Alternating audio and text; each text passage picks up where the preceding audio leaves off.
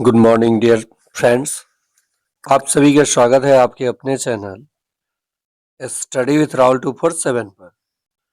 चलिए आज की क्लास में हम लोग देखेंगे बीपीएससी टीआरई 4 के लिए एसएसटी के प्रश्नों का वह पार्ट जो बीपीएससी टीआरई 2 में पूछा गया था, और ये पॉलिटी का 40 महत्वपूर्ण एमसीक्यू जहां से टीआरई 4 में भी प्रश्न पूछा जा सकता है।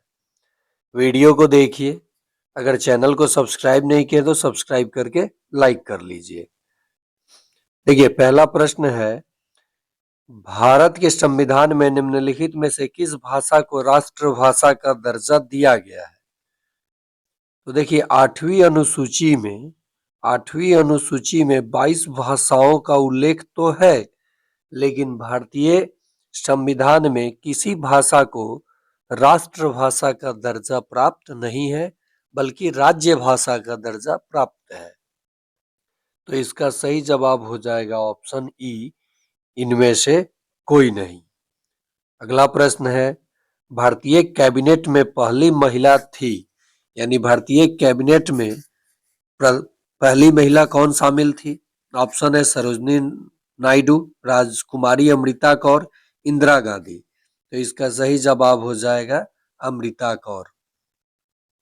स्वतंत्र पार्टी के संस्थापक कौन थे? तो देखिए यहाँ स्वराज्य पार्टी नहीं कह रहा है, नहीं तो आप चित्तरंजन दास के साथ चले जाते हो, इतिहास का प्रश्न है।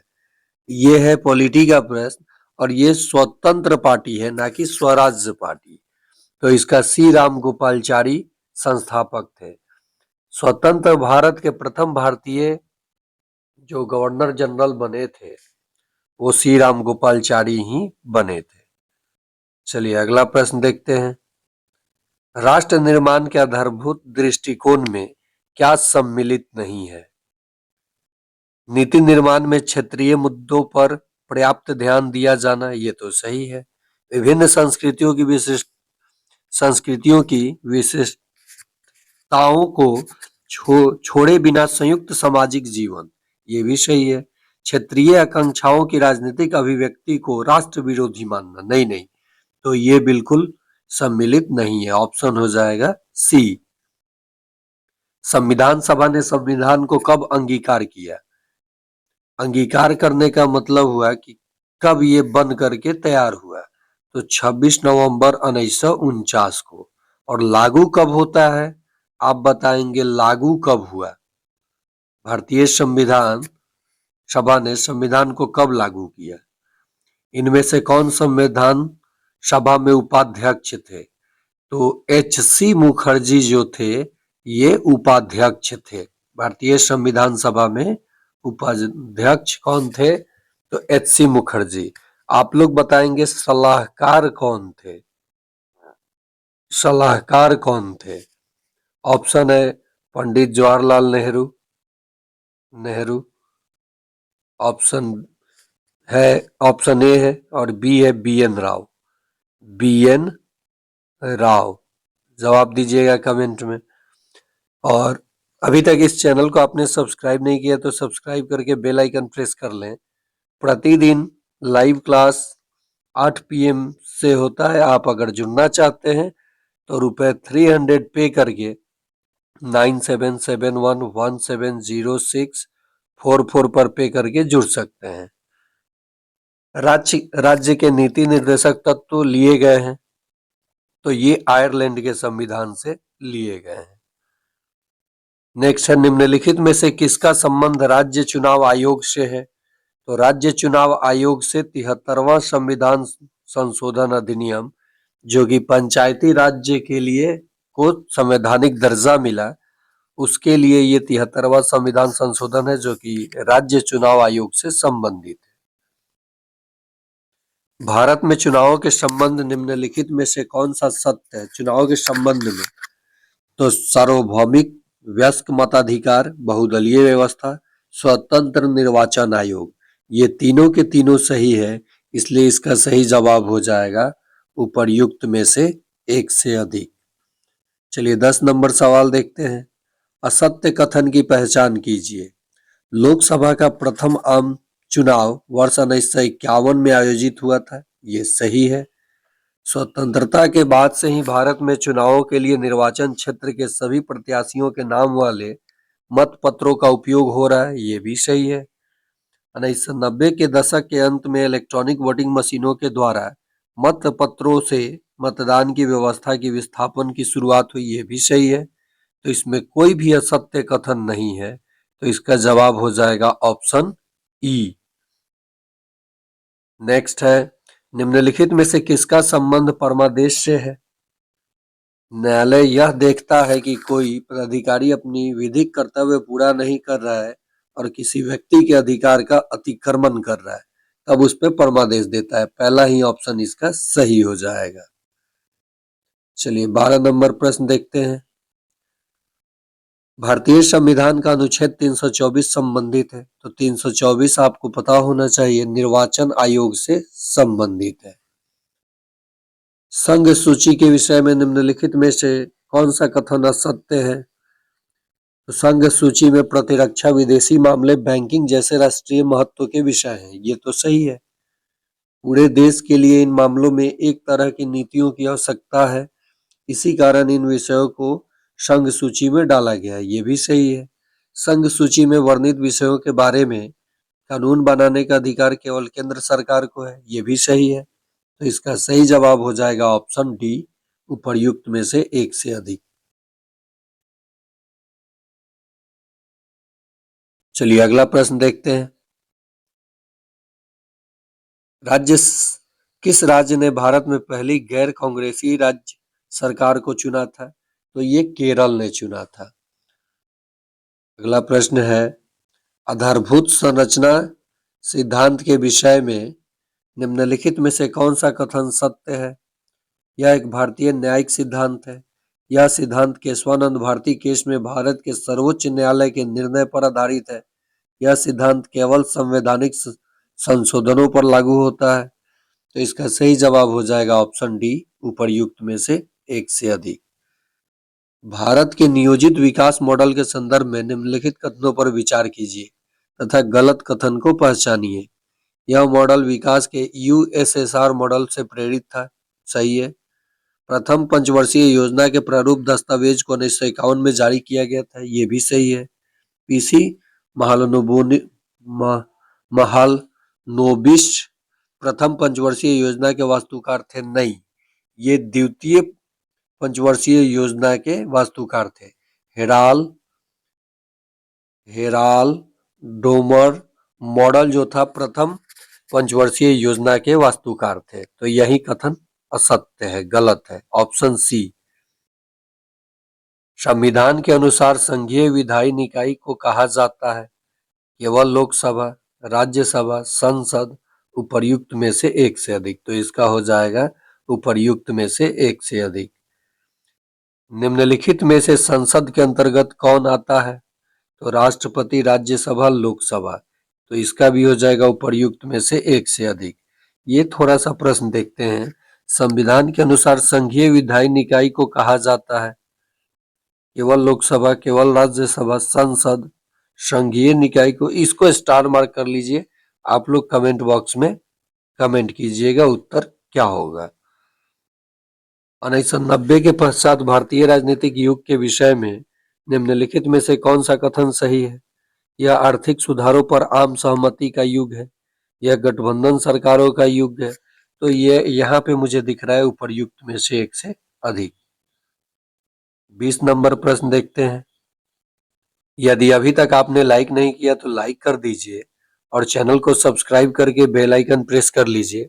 ठीक इसी प्रकार से आपको मैं प्रश्न देता रहूंगा और एनसीईआरटी, एससीईआरटी से पॉलिटी हो, ज्योग्राफी हो, हिस्ट्री हो, इकोनॉमिक्स हो, किसी दो सेक्शन को आपको करना होता है। उसके बाद जनरल 40 प्रश्न और फिर भाषा 30 प्रश्न। आप आराम से 100 स्कोर तक जा सकते हैं, जो कि कट ऑफ के लिए एनफ होता है। भारतीय संविधान के किस अनुच्छेद के अनुसार अन्य पिछड़े वर्गों के कल्याण को बढ़ावा देना सरकार के लिए अनिवार्य है? तो अनुच्छेद 340 के अनुसार। निम्नलिखित में से कौन भारतीय संविधान के संशोधन से सम्मिलित होता है? राष्ट्रपति, संसद, न्यायपालिका, तो इसका हो जाएगा राष्ट्रपति और संसद। तो हो जाएगा आंसर उपर्युक्त में से एक से अधिक। क्या एक ही व्यक्ति को एक से अधिक राज्यों का राज्यपाल नियुक्त किया जा सकता है? हाँ, बिल्कुल किया जा सकता है। तो इसका आंसर हो जाएगा ऑप्शन ए। चलिए 23 नंबर प्रश्न देखते हैं। समवर्ती सूची का उल्लेख है, तो समवर्ती सूची का 7वीं अनुसूची में उल्लेख है। समवर्ती 7वीं याद रखिएगा। सार्वभौमिक मताधिकार का अर्थ यह है कि मत देने का अधिकार नियंत्रित नहीं होता है जाति या लिंग से, आस्था से, संपत्ति से। तो इसका सही जवाब हो जाएगा ऑप्शन डी। नेक्स्ट है, निम्नलिखित में से किसकी नियुक्ति भारत के राष्ट्रपति द्वारा की जाती है? तो भारत के मुख्य न्यायाधीश, उच्च न्यायालय के न्यायाधीश, राज्य निर्वाचन आयुक्त की। तो इसका जवाब आप लोग कमेंट बॉक्स में दीजिएगा कि निम्नलिखित में से किसकी नियुक्ति भारत के राष्ट्रपति द्वारा की जाती है। चलिए 26 नंबर प्रश्न देखते हैं। अनुच्छेद 280 संबंधित है संघ लोक सेवा आयोग से, बिहार लोक सेवा आयोग से, वित्त आयोग से, उपर्युक्त में से एक से अधिक, उपर्युक्त में से कोई नहीं। तो इसका सही जवाब हो जाएगा वित्त आयोग से। मौलिक कर्तव्यों को किस समिति की सिफारिश पर संविधान में जोड़ा गया? तो मौलिक कर्तव्यों को स्वर्ण सिंह समिति के सिफारिश पर भारतीय संविधान में जोड़ा गया था। किस देश ने फर्स्ट पास्ट द पोस्ट प्रणाली है? देखिए, मत देने का यह एक प्रणाली है जो कि कनाडा, भारत और यूनाइटेड किंगडम में लागू है। तो इसका सही जवाब हो जाएगा ऑप्शन डी। तारी विरोधी आंदोलन की शुरुआत किस राज्य में हुई? तो तारी विरोधी आंदोलन की शुरुआत आंध्र प्रदेश में हुई थी। ऐसे विधेयक जिनमें स्पष्ट रूप से करारोपण या करों की समाप्ति से संबंधित प्रावधान होते हैं, उन्हें किस श्रेणी में रखा जाता है? तो धन विधेयक, वित्त विधेयक, साधारण विधेयक। स्टार मार्क कर लीजिए, कमेंट में आप लोग देख लेंगे, इसका जवाब देख करके कमेंट कीजिएगा। निम्नलिखित में से किसका लोकतंत्र के विचार में विश्वास नहीं है? तो कट्टरपंथियों का लोकतंत्र पर विश्वास नहीं है। अगला प्रश्न है, लोकतंत्र के अंतर विरोधों को इंगित करने के लिए द एप्पल कार्ट नामक नाटक लिखा William Shakespeare, George Bernard Shaw, Mulk Raj आनंद। तो इसका सही जवाब हो जाएगा जॉर्ज बर्नार्ड शॉ ने लिखा था। अगला प्रश्न, द बर्डन ऑफ डेमोक्रेसी नामक पुस्तक किसने लिखी? Mahendra Prasad Singh, Bhanu Pratap Bhanu Mehta, Paul Brass. Comment में जवाब दीजिएगा कि किसने लिखी। भारत के संविधान को किसने बनाया? तो भारतीय संविधान सभा ने भारत के संविधान को बनाया। चलिए अगला प्रश्न देखते हैं 35 नंबर। निम्नलिखित में से किस देश ने एकदम आरंभ में ही अपनी लोकतांत्रिक व्यवस्था में सार्वभौमिक वयस्क मताधिकार लागू किया?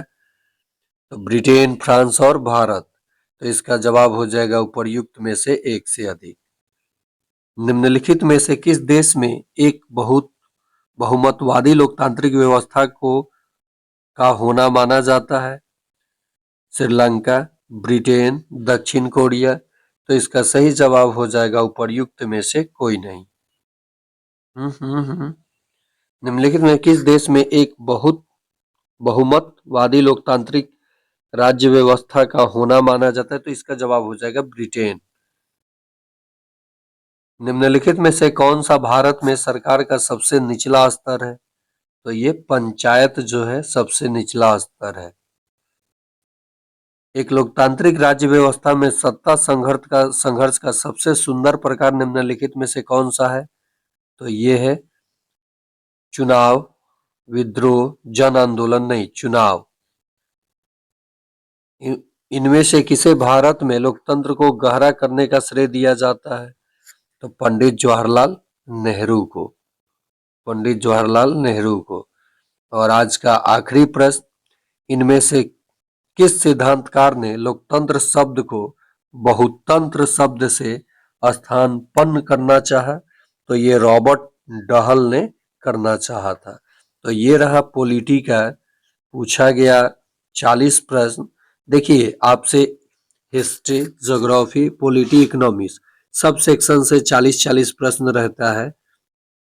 सब सेक्शन से 40 आपको किसी दो का करना होता है, किसी दो खंड को आपको करना होता है और 40 फिर आपका जनरल स्टडीज होता है, जनरल स्टडीज।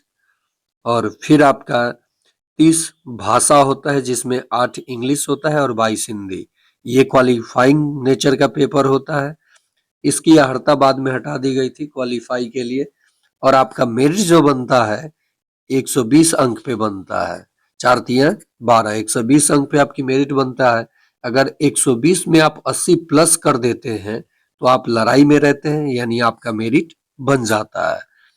तो इस चैनल पे कैसे आपको पढ़ना है, कैसे SST 6 to 8, 1 to 5 के लिए जनरल स्टडीज की तैयारी कैसे करनी है, 9 to 10 के लिए मैथ साइंस और SST की तैयारी कैसे करनी है, 6 to 8 मैथ साइंस या सोशल साइंस हो तो आप जुड़ सकते हैं। 1 to 5 के सभी लोग जुड़ सकते हैं। 9 10th के मैथ साइंस और सोशल साइंस वाले साथी जुड़ सकते हैं। मैं गारंटेड आप पढ़िए इस पर, आप में परिवर्तन देखने को मिलेगा और आप भीड़ से अलग चलिए और अपना सिलेक्शन पाइए। आज के लिए इतना ही, धन्यवाद।